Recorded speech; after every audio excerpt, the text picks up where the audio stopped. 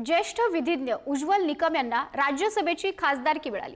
उज्ज्वल निकम यांची राष्ट्रपती कोट्यातून राज्यसभेवर नियुक्ती झाली आहे। लोकसभा निवडणूक हरल्यानंतर राज्यसभेवर राष्ट्रपती कोट्यातून उज्ज्वल निकम यांची नियुक्ती झाली आहे। 2024 लोकसभेला उज्ज्वल निकम मुंबईतील उत्तर मध्य मतदारसंघातून भाजपकडून निवडणूक लढले होते, मात्र लोकसभा निवडणुकीत त्यांना काँग्रेसच्या वर्षा गायकवाड यांच्या समोर पराभव पत्करावा लागला होता। आता अखेर ज्येष्ठ विधिज्ञ उज्ज्वल निकम यांना राष्ट्रपती कोट्यातून राज्यसभेवर पाठवण्यात आलंय। उज्ज्वल निकम यांच्यासह 4 जणांची राज्यसभेचे खासदार म्हणून नियुक्ती झाली आहे। हर्ष श्रुंगला, मीनाक्षी जैन आणि सदानंद मास्टर यांचीही राज्यसभेवर नियुक्ती झाली आहे। आपल्यासोबत ॲडव्होकेट उज्ज्वल निकम आहेत, ज्यांची नुकतीच राष्ट्रपती नामनिर्देशित खासदारपदी नियुक्ती झालेली आहे। काय प्रथमतः भावना आहे? एक सुखद धक्का मला असा होता, कारण कधी स्वप्नातही मी अपेक्षित केलं नव्हतं की राष्ट्रपतींचा प्रतिनिधी म्हणून मी राज्यसभेत जाईल।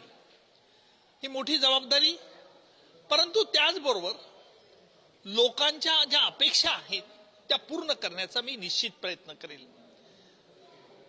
खेडेगावातून सुरू झालेला हा प्रवास आहे आणि आता तो थेट दिल्लीत काम करणार आहे।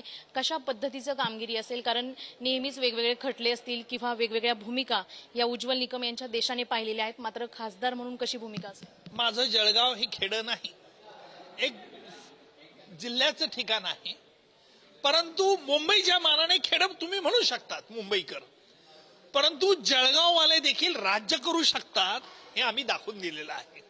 राष्ट्रपती महोदय ह्या देखील जळगावच्याच होत्या, जरी त्या अमरावतीला लग्न केलं होतं। एक सांगण्याची गोष्ट आहे की तुम्ही कुठून आलात हे महत्वाचं नाही, तुम्ही काय कार्य करतात आणि तुमच्या भावना कशा व्यक्त केल्या जातात हे फार महत्वाचं आहे।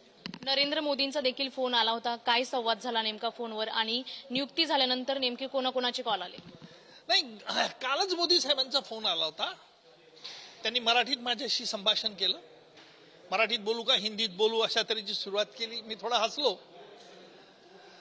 मला समजे ना पंतप्रधान मोदीजी माझ्याशी का बोलू इच्छितात, कारण माझा उद्यापासून खटले दुसरे सुरू होणार होते, पण त्यांना मी भाषेवरती आपलं दोघी प्रभुत्व मराठीत बोलले की राष्ट्रपती महोदय तुमच्या जबाबदारी देऊ इच्छितो, तुम्ही स्वीकारणार का? हो सांगितलं। कॅमेरामॅन मनोजसह शिल्पा नरोडे, पुढारी, मुंबई।